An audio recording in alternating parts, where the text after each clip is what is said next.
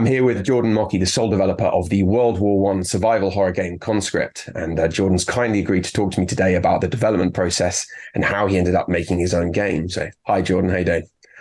I'm doing good. Thanks for having me. Yeah, thank you very much. So, you just got back from Gamescom, is that right? Yes, I did. A few weeks ago. Yeah, it was awesome. Yeah. How's from a layman's point of view? I've only ever been to games festivals from game player point of view. So, Mm. what was it? Was this your first as a game developer, or done it before? This was my second. I went last year.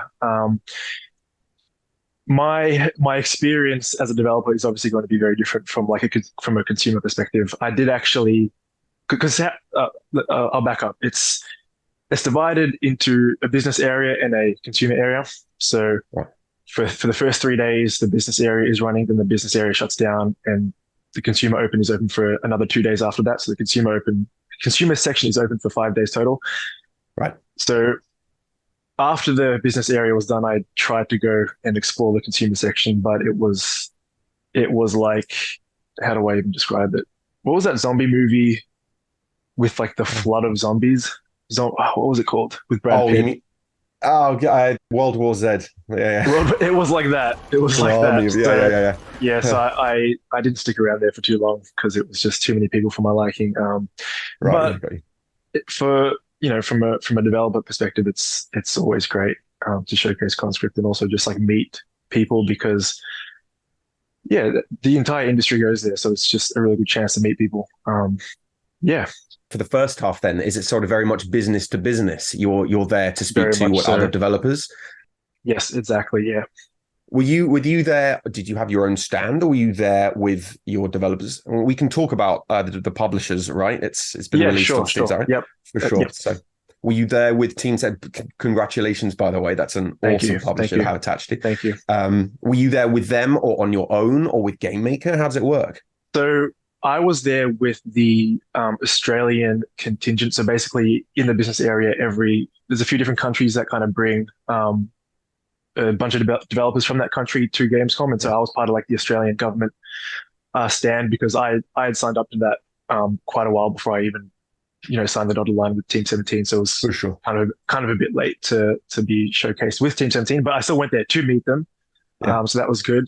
And yeah, so I was just showcasing with my own little I guess you would call it a little booth in the Australian section. So yeah, it's a lot. It's still pretty hectic. The business side is still a lot of people, but yeah, it Yeah. is. It is more like you know, um, media, Yeah. Yeah. Yeah. publishers, just everyone from the industry. So my goal there this year was to do press. So Team 17 kind of lined up a press schedule for me, which was really good. So I was Oh, just doing cool. interviews with journalists.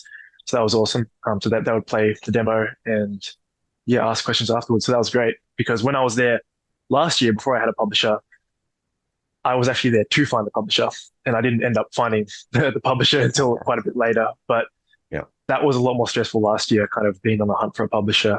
And yes, I'm glad that I was there this year with more of a focused goal, Yeah, for which was sure. to do press. Yeah, Have you found that the stress is kind of winding down? I might be quite presumptuous on my part, but from all the different stages that you've been through, I'd like to sort of dig into that in a bit. But is it getting oh man, easier, or are you still how riding the wave?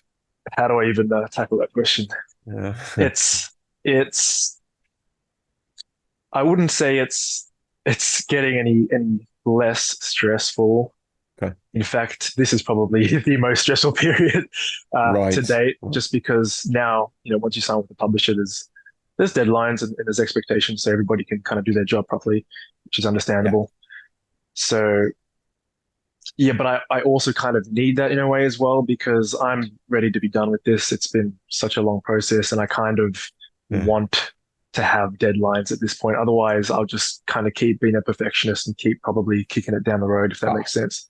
yeah, for sure. I would have thought actually that's one of the good things, like you were saying about having a publisher, is that they actually hold you to accountable to a schedule, which is Absolutely.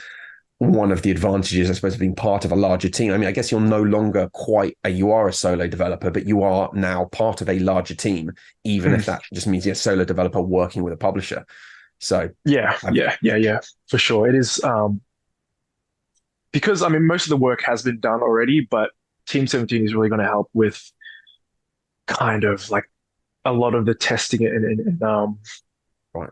QA process as well. They're really helping out with that, which because for me, it's I've been working on this for so long, like all my objectivity of the game and what's good and what's not good. I've lost all sense of direction with God, I bet. what's good and what's bad. So Team Yeah. 17's QA department has been like really helpful so far to just really like pinpoint just like little changes that make a big difference. So I think yeah, that's been really helpful. Yeah, yeah, for sure. I suppose a second and a third and a fourth pair of eyes is actually quite important when you've been on the Exactly. inside for what, 5 Exactly. years now? Is that Yeah, sort of 6 years, going on seven by the time it's finished. Yeah. oh wow. I mean, speaking of which, to be honest, so going back to the beginning of the development process, I just wanted to ask why, you had obviously Gamemaker, hmm Unity potentially, and maybe even Unreal, I don't know, but hmm why Gamemaker? Well, to be honest, I think it's pretty fair to say that GameMake is probably the easiest jumping in point from having no experience beforehand, Yeah, for because sure. it is kind of, yeah, roughly speaking, a simpler engine. And so because I had no experience beforehand, I needed to choose a jumping in point that was easier. So that's kind of just what I chose. And Yeah. yeah, it's kind of one of those things where I probably have outgrown it a little bit now because Conscript's just gotten a lot bigger than I ever thought it would. Yeah. So there are some limitations, but at the same time, I don't think those limitations have really impacted the game at all. And if anything, that probably actually helped it because sometimes having those limitations is actually better for creativity, I've found. For sure. I mean, as I understand it, with Unity, as is quite an interesting one because obviously they cross over Unity and GameMaker, similar Yep. functions. But I understand that there's a third party add-on for Unity, which is basically I think it's called Bolt. Mm. And it's a copy of GameMaker to give that sort of that visual Okay. representation of the coding, and Mm. Unity saw it, liked it, and they actually integrated it. It's called Okay. visual scripting. Okay. Um, is there an equivalent for GameMaker that allows you to script, outside of the nodes? Can you sort of flip it into a scripting mode and have you learn how to script, or are you still very much working with the visual elements? Yeah, no, no, no. That's. I think when you start game making, you have the option to do like this kind of really beginner friendly, Yeah, yeah, yeah, almost like kid friendly, blocky visual thing, or you can just yeah, go straight into scripting and coding. And I just went straight into that because obviously I don't think it'd be possible to make a game like Conscript with those visual that for visual sure. style. Yeah, I just always presumed that you were able to jump between the two, and that sometimes you were. I Oh, okay. think So you you would. can, but yeah, Not for you. yeah, yeah. No, no, no. Oh, wow. And you're saying that it's the same game file ever since Project Abel, which is, I understand, is it Oh, you have Abel? done your Yeah. research. You have done your Oh, research. for sure, for sure, for sure. Yeah, and it looks absolutely amazing. Which, of course, same game as far as I can see visually, just without the World War One overtones. It sort of seemed Yes, to start yeah. the movement, and then yeah, Yeah, geez, that was a while ago. Project Abel was yeah, that was like the original sort of code name for the project before it really even had an identity. It yeah, was kind of just like I don't even know what that was. It was just a whole bunch of ideas kind of yeah. mashed together with no real thought. But yeah, eventually that turned into Conscript, and it is technically that same kind of project file. Yeah, Amazing. yeah, man, that was a long time ago. Is it That 2019? I was think. that So was no yeah, further. that was probably early 2019. I think it made the transition to Conscript around mid 2019. Right. I mean, what was the Yeah. trigger? What made was there a trigger where you thought, hang about, this needs to have an identity? Yes, Um, that was pretty much it. It's like yeah. I looked at it and it's like this. Originally, what that was actually supposed to be was, and this is like a typical indie dev sort of wants to do everything at once on their first project sort of Yeah. mentality, which never works out. But that was originally going to have sort of time travel elements where you would travel between different time periods and it would be Oh, like cool. horrible histories sort of one level is World War One level is World War Two, one level is whatever. And yeah, that's, I mean, it might be a good idea if you had like a $10 million budget, but it was my first game, so I had to Yeah. hone in and like really kind of pick a niche. And so yeah, I decided to pick World War One, which was definitely the right decision. Yeah, because I mean, you are. Oh, I mean, I don't want to put words in your mouth, but as I understand it, would you say you were first and foremost a historian, because you studied history, and then Yep, a game maker? But absolutely. Yeah. I don't know. Maybe I'm out of date now. Have you transitioned over the last couple of years? Would you, you know what I mean? Would you Yeah, say you're? yeah, yeah, yeah. I mean, yeah, I was before I started uh, this whole journey in 2017. I was like halfway through my degree, which was for history and politics. And yeah, I don't. I wouldn't say that I wouldn't say that that part of me is a huge part of my identity now. I'd say that the game developer has definitely overtaken that. But Yeah, yeah, yeah. it is cool that I kind of have those roots, I suppose.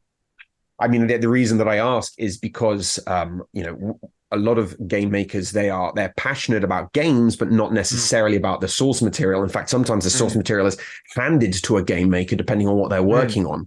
And sometimes you get somebody like famously, say, Hideo Kojima, who had this right. vice-like grip on all the elements of Metal Gear Solid, which is why famously all the weapons and Mm. all the politics and all the parts of it are really historically accurate.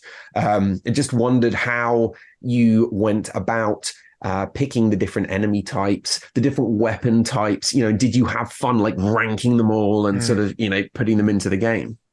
Yeah, yeah, absolutely. I mean, it's one of those things. It's a really tough balance, and because I was coming from a history background first, I did want to make sure that it was treated with respect and that, I did my research and that, yeah, because it's one of those things. Gameplay does always have to come first because no one wants to actually play a historically accurate game. They think they do, but they actually don't. Yeah. So it's one of those things where I think probably authenticity is the correct word. That you probably want to chase authenticity and not so much accuracy. But Yeah. yeah, I mean, everything in the game, from the weapons and the enemy designs, everything was pretty meticulously researched.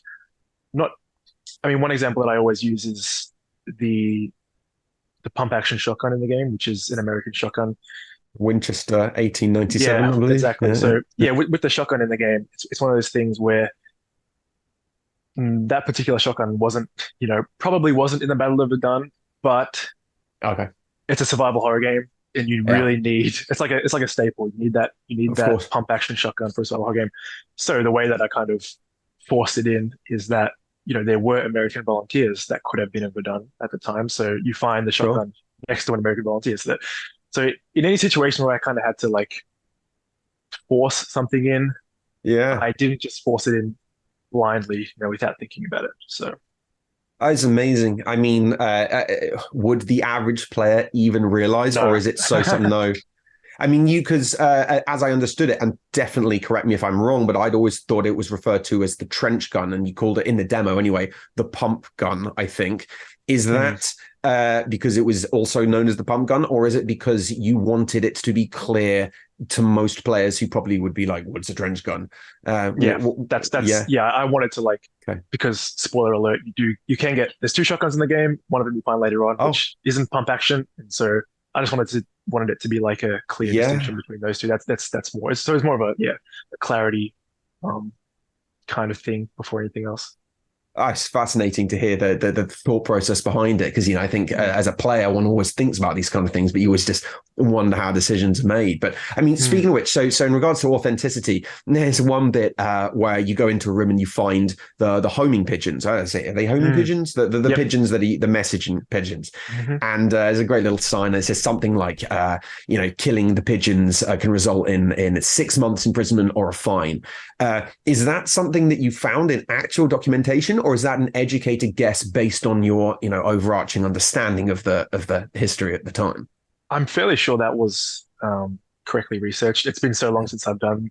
That's Oh, that's for the other thing. sure. That's the other thing. It's like when you're making a game like this, like I forget what I've done already all the time. Yeah, I yeah, forget yeah, yeah. things because there's just so much to take into account. But I'm fairly sure that was like correctly researched. Someone's probably gonna correct me on that, but I'm pretty sure it was. I mean, yeah, it's interesting to hear you say that because, of course, they do say, your first project shouldn't be a huge one. One of the reasons I assume, yeah, they say, is Yeah. because you learn so much as you go, Yeah. that if you do a second and or a third project or whatever, then obviously you can hit the Mm. ground running. So have you found yourself having to go, but yeah, go Absolutely. back Yeah, yeah. That and that that's been rebuild the it? that's been the past 5 years for me. Yeah, yeah, yeah. It's been a bunch of I've made every mistake in the book so far. But I suppose who's to say you can't just do your first project and make those mistakes along the way? I mean, I guess that's what I did. And for Yeah. me, I don't know, it depends on the individual. That I found that, setting that big goal, I'm just a person who I think needs a big goal. So I just found that having that big goal and working on that same project worked for me, but I know other people might not, find that works for them. But no, man, I made all the Yeah. mistakes. I made all the mistakes. I'm still making them to this day and having to go back and fix things, but Yeah, yeah. that's to be expected. That's part of the process. So I remember on your website you had, and I don't know how out of date it is, but you had a picture of your laptop as an Alienware machine. You said my studio. Yeah, Has that's a that bit old. Yeah, evolved? Yeah, yeah. Do you yeah, have two yeah. screens I mean, now? yeah, I do have two screens now. That's been probably the only major evolution, was it? The Yeah, addition of an extra screen, which was a game changer at the time. yeah. I bet. Yeah, no, it's. I'm still. I mean, I've upgraded my laptop, but and I've got a second screen, but I mean, really, that's it. There's nothing too crazy about my setup. It's not didn't really break the bank, I suppose. Although I do want to take some time, if I have that time in the next few Yeah, months, to like properly kind of set up this room and make it a bit more, I guess. I guess just when you work in the same room for so long, it just becomes stale, and sure. I want to kind of change things up a bit. Might help with Yeah. productivity, or maybe I'm just procrastinating and trying to find other things to do other than make the game. Maybe I that's can part of it. imagine. Yeah, but I think when you are focused that hard on a project, I mean, you said you need a big thing to focus on, and everybody needs something. I think Mm, a big project works for anybody. It's just most people can't follow that through for 5 years. So yeah, to have been, absolutely. staring at the same spot for 5 years, I can Yeah, yeah, understand. yeah. No, this room literally hasn't changed in the past Huh. 5 years. It's kind of, I feel like I'm stuck in like Groundhog Day or something. It's crazy. I do recognize the pictures on behind your head from Yeah, previous yeah, interviews. As yeah. From like 3 years ago. Yeah. It just goes to show how hard you're working. You haven't even touched the decorations. I That's probably a know, good thing. I know. Yeah. Do you? I mean, the other thing I was saying on your desk is you had I think it was an Xbox controller. Do you test using both mouse and keyboard and controller, or do you primarily just stick with like one method, I like do a both. control?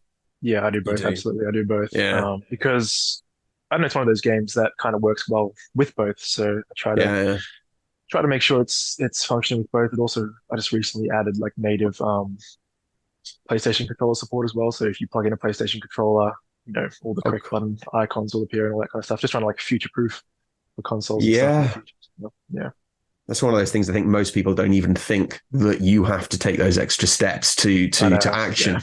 yeah. Oh well, I mean the control system. Obviously, that the game is it's survival horror, and people Mm, have people assume that they know what survival horror is, but of course mm, that's actually been a genre for like I don't know, it's 20 years now, and mm. a lot of people associate it with say tank controls, which of course really is just the birth of 3D, like. Alone in the Dark, and then on to Resident Evil, and so on and so forth. But you've gone for the isometric one, which is actually the age before 3D, which Yep, means you're not lumbered with tank exactly. controls, which is pretty awesome. I mean, was that did you go in intending to make it with that kind of control set? I mean, that is Project Abel now, or was that organic? Did it evolve as you sort of tinkered? No, that was, I mean, it wasn't really, it was just a product of it being technically a 2D game because it is technically a 2D game because For GameMaker sure. is a 2D engine. So Yeah, yeah, of course. it wouldn't really make sense. If I had tank controls, it would be horrific in a 2D game. Um, but it was just kind of a natural, I suppose, limitation. At the time, I saw it as a limitation because I did envision kind of making a fixed camera angle game. But I think I think in hindsight, it has kind of given the game its own little unique identity compared to a lot of, because there are also a lot of indie games now that are kind of doing that fixed camera thing. So I do think that helped it stick out from those. And Yeah. yeah, it's a weird mishmash of a lot of things, Conscript. It's an interesting thing. Yeah, but I think so many games out there are. I mean, what I like about it is it hasn't really copied Resident Evil and or Silent Hill beyond. I mean, Silent Hill, you could say atmosphere. Well, Mm, it's a completely different setting, but it does have, the sort of the smoke clouds, the fog, the terror behind every door. But mm, from Resident Evil, I'd say it's more like the save room. hmm. Absolutely loved that, and it's just that one space you can go with a nice piano music, and it's more like little tributes that you've taken from the best of survival horror, rather than taking a survival horror and then just changing sort of core bits to make it your own. I mean, I think it's very unique, actually, both from the gameplay and the sort of the world that you've created. Would you say that it's evolved? Like, were you channeled down specific paths by Gamemaker, certain restrictions, or did you map it all out on paper and then find it very, very easy to then integrate all of that into GameMaker? Well, I just want to say quickly, I'm glad that you picked up on those influences because the way that I've always looked at it is, yeah, it is very much borrows a lot of gameplay from Resident Evil, but the atmosphere from Silent Hill, that was kind of that was something that I wanted to accomplish. So I'm glad that that comes across. And that's, All yeah, right, like you yeah. said, there's inspirations from a lot of things, from a lot of different games, but yeah, having that Silent Hill atmosphere, because me personally, I prefer, I actually think that Resident Evil games are like a lot more Yeah. fun than Silent Hill games to play. I don't really Yeah. find Silent Hill games particularly fun. In Does fact, anyone? I don't really like the gameplay at all. I just find the atmosphere and the music and the tone to be kind of what draws me in. Yeah. Whereas I could replay Resident Evil games all day, but they're not as horrific, you could say. But anyway, what was your question of that? Sorry. I honestly I forget, but that's really interesting that you bring that up. I just think, and we all always wonder whether it's just us, but Silent Hill 1, I completed it once, never wanted to go back. Silent Hill 2, Same. same thing Yeah. again.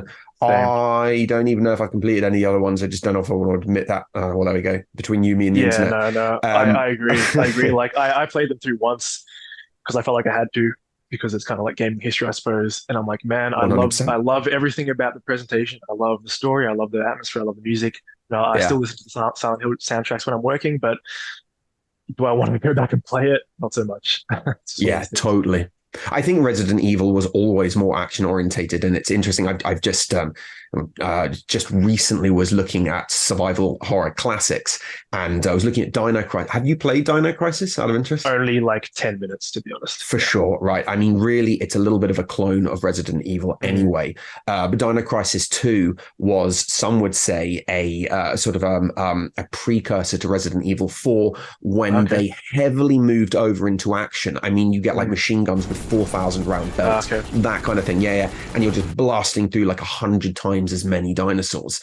And it's interesting because of all of them, I actually find it the most fun to play. But Mm, I would say that or consider myself, as I'm sure you do and lots do, fanatics of survival horror.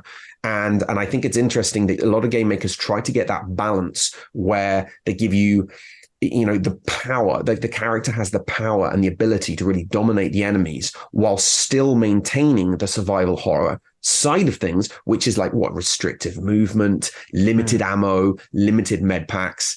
And I just think you've struck a really good balance. This is the way that I've seen it from the demo, of having a soldier with all these different weapon types and really being able to fight the enemies. But as soon as the action wraps up, and that's the fun part, you're then left with the horror of the trenches.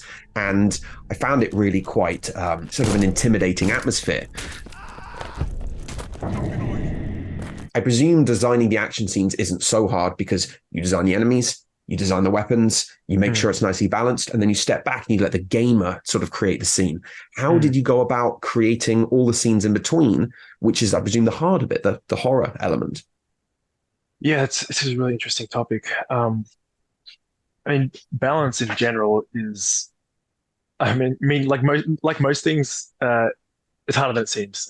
It's Yeah. a lot harder to do in practice, and it's not really something that I appreciated when I was, not a game developer playing games. But now that I'm trying to balance my own game, it's a whole different skill set to be able to balance things, and just takes a lot of iteration. But especially with a game like Conscript, because I could go down like 10 different rabbit holes here. I'm trying to organize these thoughts, but I want it because it's a game set in a war. I didn't want it to be just moody, just slow walking sections, just one-on-one encounters, because it takes place during a war. Like I feel like if I set the game during World War One and I had like no battle sequences, kind of defeats the point in a way. Yeah. And Yeah. so I wanted to mix those action-packed, like the opening sequence is very much like Resident Evil 4, where I just kind of throw the player in and get the adrenaline pumping, and then Yeah. after that, like I suppose with any movie or once the action ramps up, you can't just keep going all the way. You can't just Yeah. keep going. You have to settle it down. So in between every action set piece, there are slower moments, and it is super hard to balance that like action and horror, and especially when it comes to limited ammo, because you obviously want to give the player a lot of ammunition in those set pieces, but then afterwards you want to take it away, and Yeah. so it's super hard, man. It's, but I do feel like I've done a decent job so far, but it's just one of those things that I'm going to be tweaking until like launch day, to be honest. Yeah, I can imagine. I mean, the thing is as again going back to being the solo developer, but every single part of this is a unique skill set. And Mm, if you're working with somebody who's very experienced, I presume that they can sort of advise you on how to achieve this, which is it's amazing that you're obviously having to do it trial by error, I guess.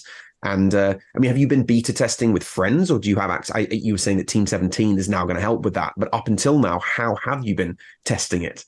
I mean, up until Team 17, it's been very much like a lot of it has been through the public demos on Steam, because that's been thousands of people playing it, so that's very Awesome. valuable feedback.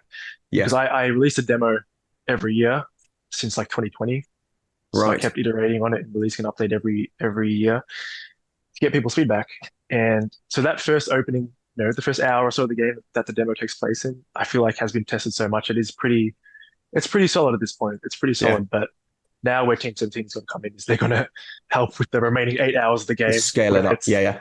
yeah, because I can play that first hour and I was able to do that by myself and kind of balance it myself. But then once it gets past that, it's like I can't play my game for 8 hours No. and test it. It's impossible. It's gotten to the point where it's impossible. So that's where they're going to help now, is with that remaining 8 hours. And it's tough because like certain ammo that you might find in the beginning, might affect the player in the end. It's like one of those things Yeah. that it's going to be very hard to sort of to balance that whole 8 hours, but they're the best in the business. So To yeah. 100%. I mean, I think, yeah. I mean, one of the things about horror, of course, any game, frankly, but horror definitely comes into it, is not knowing what's around the corner, and not knowing where to explore to find ammunition and stuff. So if you've made the game and you know what's coming, it's obviously going to be a challenge for you Exactly. to scare yourself, or you might, where all the ammo is, don't you? So the average player, I Yeah, presume, might run past an ammo box, and then how do they fight the next enemy if exactly they don't right. have the? I can only imagine how difficult that is.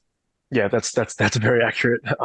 That's one of the many problems that comes up. It's like, yeah, when I did my first playthrough of the game, like about a month ago or so, yeah, I obviously know where everything is, and I Yeah, speed ran through it.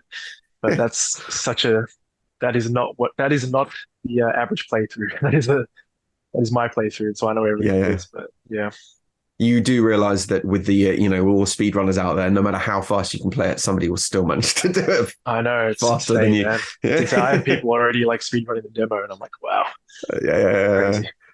Fair I play. think yeah, you were talking about the bit where they go over the wall. I mean, people Mm, obviously have preconceptions about what they expect to see in World War One.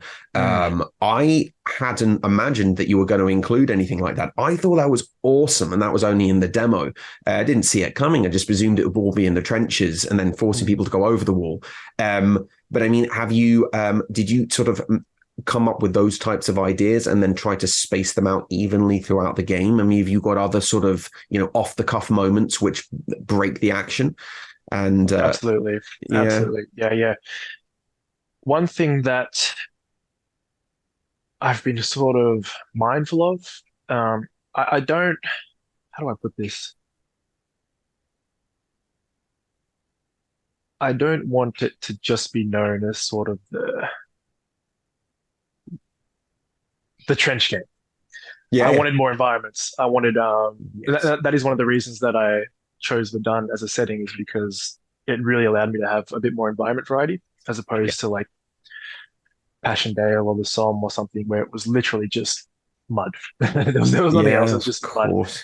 Whereas Verdun kind of really allowed me to have a bit more environment variety, and a bit more like different set piece design as well. So I won't get into too much spoilers, but there are quite a few different set pieces throughout the game that I think might take people by surprise. Hopefully, Yeah, definitely. I mean, speaking of set pieces, you went to Verdun, right, with your camera, yes. and did that inspire additional set pieces, or did you just go there to photograph the heck out of, all the different environments and textures and so I mean both. I took on? photos of everything. It's and I can imagine. I still love going back and looking at all them. And that was really like a highlight of my life, to be honest. That was just such a cool trip because I was in Europe for Gamescom last year, and then I was like, well, I'm right next door to Verdun. Like, why wouldn't I go? So I went, Yeah. by myself and in the middle of nowhere, that found my way to Verdun, and I don't even speak a word of French, and it was awesome there. It was crazy because I was literally stumbling upon places in my game that I had created off reference images online, and Yeah.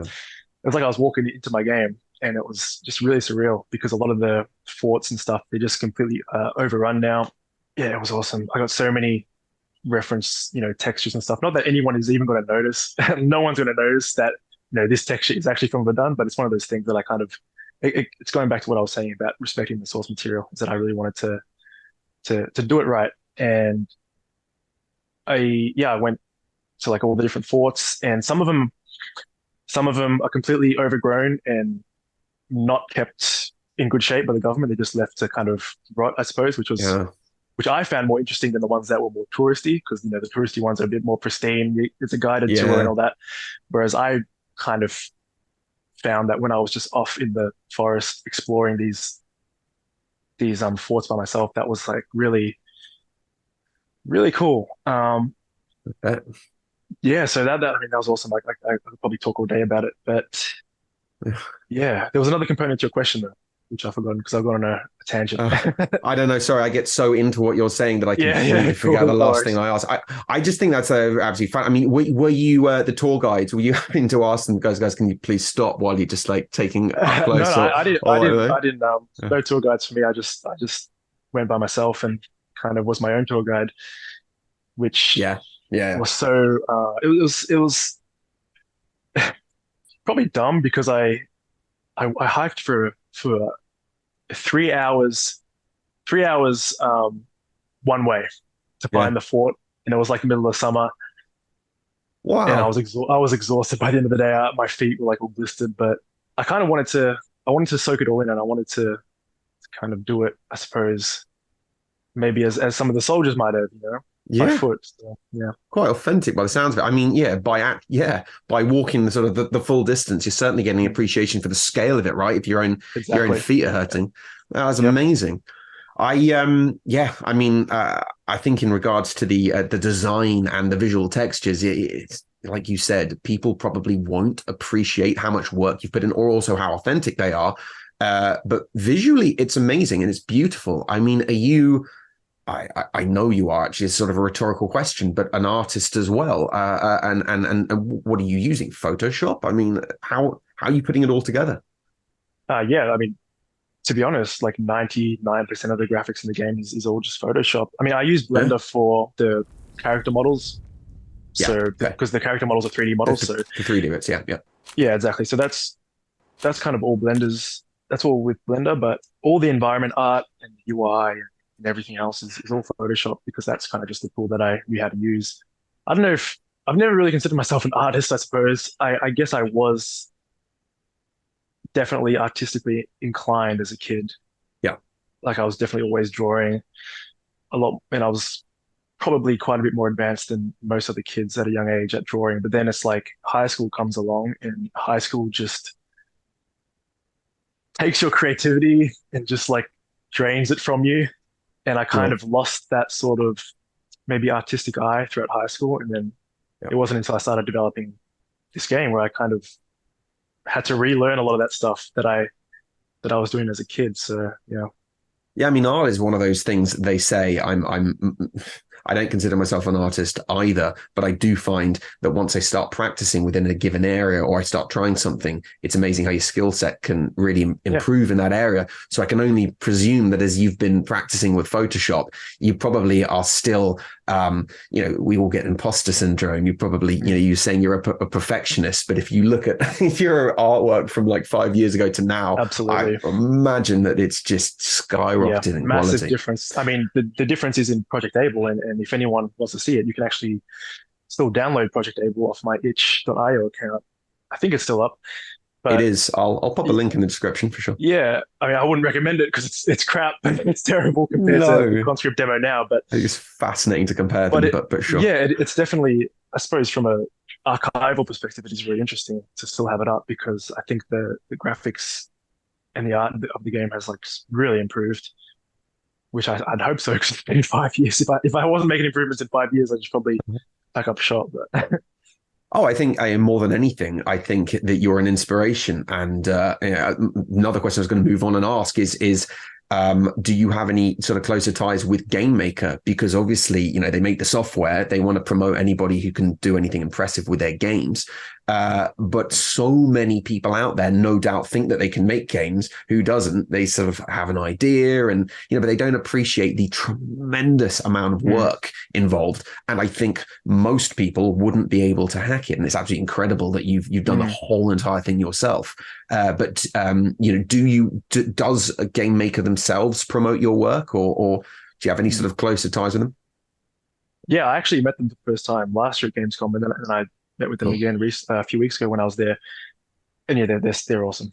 Game Maker Crew is Yeah. awesome. They're super nice. And yeah, Conscript was also just nominated for like most anticipated upcoming Game Maker game. So I think they're still tallying the votes for that. But hopefully I win that for the 2023 Game Maker Awards. So they did nominate me for Oh, that, which was really appreciated. So that's a good little marketing opportunity. So, but no, yeah. they're awesome. They're really supportive. Oh, good for you. I mean, you really deserve it. And yeah, it's because Game Maker is global. I mean, people use it and access it from all Mm, around the world. So that's fantastic. I mean, speaking of the marketing side yeah. of your work, um, I'd heard you speak about Kickstarter. I don't want to bring PTSD out of you, but I've heard you talk It's about thematic. Kickstarter. Yeah, I I know nothing about Kickstarter, if I'm honest, other than like one or two projects which I've donated. I don't understand the back end. Could Mm. you just, because you were saying, I think it was July 2021, no, March 2021 through to July, you couldn't develop at all because you were just prepping for Kickstarter. Yeah. Briefly, what does that involve?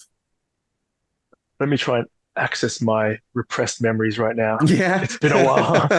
It's been a while. Uh, So yeah, my Kickstarter was back in June of 2020, I want to say, maybe July of 2020.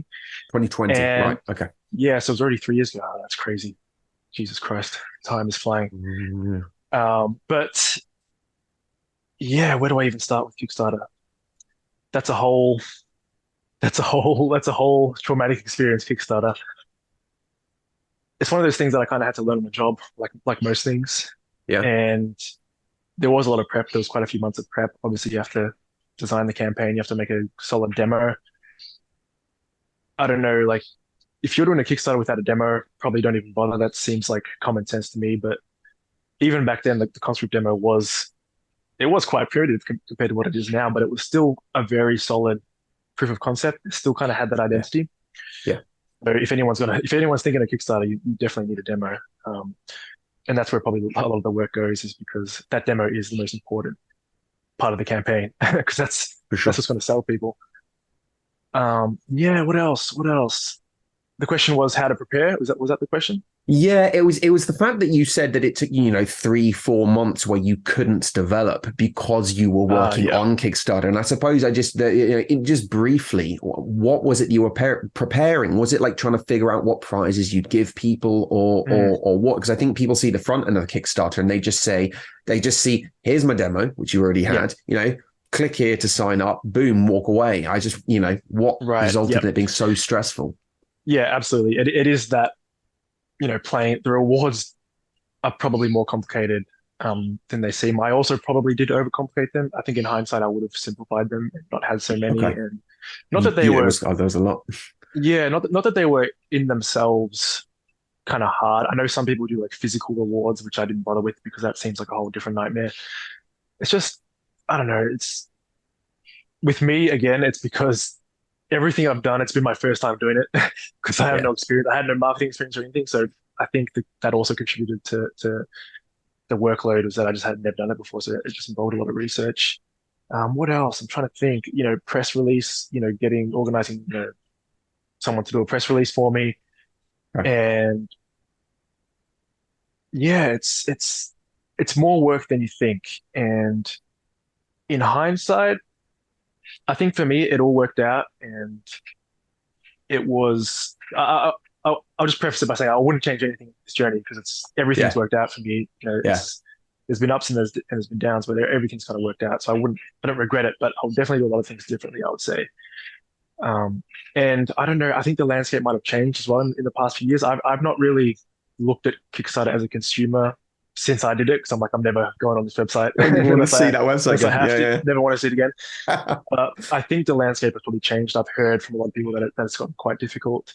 And Oh, it's okay. also very risky because if it fails, it's it's not, how do I put this? If your Kickstarter fails, it's not nothing. Like that failure, unfortunately, will register in future publishers' eyes as, you know, this Yeah, failed. Why would we invest? Or a screen agency who's given you a totally. grant, they're going to look at that and they're going to think, there's probably no demand for this. So it's risky.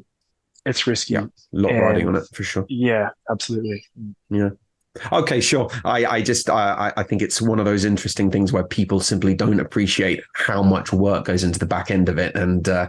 it's interesting here. It's especially considering that you had to put that workload on top of already Yep. making the game, and you love history. And you now love game making, but I take it that you're not going to now say, "Oh, I love marketing too." It's like, no, no, no, that's a No, no, no, no, no, no. necessary No. side part of my job. Marketing for me, it was just one of those things where Yeah, knew nothing about it, was just have been learning on the job um, since I started. It's just one of those necessary evils that I had to kind of. I mean, look, you need to market your game if you want to be successful. yeah, I still see developers that just don't seem to understand this. And if you don't want to market your game, that's fine, but just get ready to fail. That's the cold, harsh reality of it, unless you're very lucky.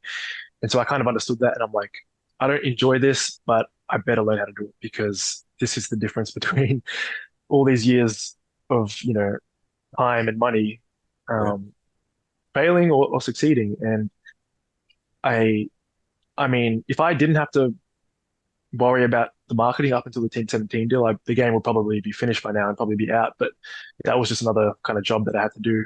And that obviously dilutes the development time because you got to Of course. be on top of your marketing commitments. And yeah, it's just one of those necessary evils, I suppose. Well, I suppose working backwards, you haven't failed. It really is very much out there, and you've now signed up with Team 17, so you obviously did succeed with the marketing, and it's Yeah, just very interesting hearing you say it. And I think everyone feels exactly the same. No one wants to do it, but you were right, clearly. yeah, And absolutely. I mean, I'm in a super good position. I'm really grateful. There's obviously a lot of luck involved. There's luck involved in everything, but there is also sometimes people might, how do I put this, contribute too much to luck. yeah, Luck's a component of the equation, but yeah, hard work and doing the things that you don't want to do is also a big component of the equation. And sorry, developers, you're gonna have to like put yourself out there and market it, and go to yeah, Gamescom if you can, and sign up for these. For me personally, I'm super lucky to live in Australia where there's a lot of grant opportunities. Whereas I know in a lot of other countries, there's not those opportunities to get government grants. So that's been super helpful is Yeah, getting those grants because that's what was funding me. Because the Kickstarter money it wasn't too much money. I was fresh out of really. uni when I did the Kickstarter. So you think that how much was it? You think that 35,000 Australian dollars is a lot of money when you're fresh out of uni student. Yeah, The huh, reality sure. of life is that when you grow up a little bit, you realize that is no money. And so after that Yeah, ran out, um, I was super lucky to get a few government grants to help me stay full time until the Team 17 deal. So, but then it goes back to what I was saying is that those grants are competitive, and if you're not on top of your marketing before yeah, you're yeah. applying to them, it's Goes back so around. Yeah, exactly. yeah, Yeah. for sure, for sure. I mean, and then with Team 17, now they're on board, which is awesome. Who contacted who? I mean, how did that come to be? Well, don't mean to show off, but they contacted me, Very nice. You're headhunted. That's and awesome. yeah Good for you. they sent me an email back in. Well, actually, Team 17 reached out. What was it? January of, or maybe December of 2020, after the Kickstarter Oh, originally, cool. and the game was very early, and I don't think it got through the whole green light process to advance to whatever next stage they needed, Yeah, which was totally fine. That's the game. You get rejections, and that's just part of the game. yeah, And then they reached out again in January of this year, and yeah, they were interested in having that talk again, and I was as well because the game had really advanced so much since the past few years. yeah. And looking back, I'm like, I'm not salty about it or anything. Looking back, I'm like, yeah, of course they didn't sign me. Like the game was just too early, and yeah, I wouldn't have signed me Yeah, back yeah, yeah. then. So it's just one of those things. Even if I suppose that's a lesson for some developers, is that even if you get that rejection at first, there's nothing stopping you from you know getting the yes in a few years' time. Yeah, yeah, 100%. I think hindsight is a glorious thing, isn't it? And it's very easy to get to feel down at any point. But if you just keep working Absolutely. at it, and especially considering the length of the project, is it sort of 4, 5 years or whatever, Yep. then there was always going to be milestones that you were going to hit. But it's awesome that you're now at that milestone, past it actually, where you're nearly at the end. You got your publisher, and speaking of which, I don't even know if you have the answer for this, but what next? Are you going to take the mega break? Do you have your eyes on another project? Are you going to go back to the history spanning thing, which sounds awesome? What are your thoughts? Yep. Oh man. Yeah, I see this as a franchise. That's my ultimate goal. Is Cool. I see this as like I have a 10-year plan, and I want to make a Conscript 2 and a Conscript 3, hopefully. The obvious direction would be a World War II, Conscript 2 in World War II, and Conscript 3 could be anything. Could be Vietnam. It could be I don't know. It could be anything. There's a lot of the thing Sure. that I kind of like about the Conscript IP is that it's not tied to World War One at all. That's just what I decided to start on, and Yeah. so the way that I see the future going is potentially like an Assassin's Creed sort of situation where hopefully Yeah. the core gameplay can stay the same, or the core gameplay can sort of evolve and but still stay within that survival horror framework, but the time period around it can change. Obviously, that's Mm. I've got one goal ahead of me, and that's just to finish this first one. And then I don't know. You never know. I might just think I might just have no one might see me for 5 years after this. I don't know. Yeah. Yeah. I don't Yeah. know. Yeah. I don't know. It depends how I feel. Depends how I feel. But I do have long-term plans. I definitely need a break. That's for sure. Yeah, no, absolutely. I mean, I think it's something that we see with developers. I'm not gonna name names, as I don't think it's reasonable, but there are some games which maybe have brought out a beta test, or they've been completed or whatever with grand plans, and they've been so hyper successful that the amount of money Mm, that's rolled in has absolutely changed the lives of the developers involved, and mm. then they were gone. Just never see them Yeah, again. Buy a I can't boat or blame them. something, I and can yeah, totally understand that. I can totally yeah, yeah, understand that. It's just you're in this bubble for so long, man. You're like you're just in this hyper focused bubble where nothing else exists. And like I said, I've been in this study for like 5 years. Nothing's changed. I feel like I'm going crazy at times, but Yeah. I can definitely see a situation in which if my bank account was to get a healthy injection of money, that I would just log off Yeah. everything Yeah. Yeah. Yeah. and not have to deal with Twitter and just Steam forums and all that. But I don't know. We'll see what happens. Yeah, 100%. Well, I mean that is everything that I wanted to ask you. This has been an absolutely amazing conversation, and thank you very very much for letting me dig into some of that stuff. I've had these questions on my mind for a couple of years ever since I played the demo, and it's really fascinating. But also, it's super nice to just meet you in person. You're very humble, very grounded, and I wish you all the best of luck with the game. I can't wait to play it when it comes out. I really can't wait. Thanks, man. No, I Yeah, really appreciate that. And yeah, no, thanks so much for having me. absolutely cool. Well, take care of yourself, and speak to you in a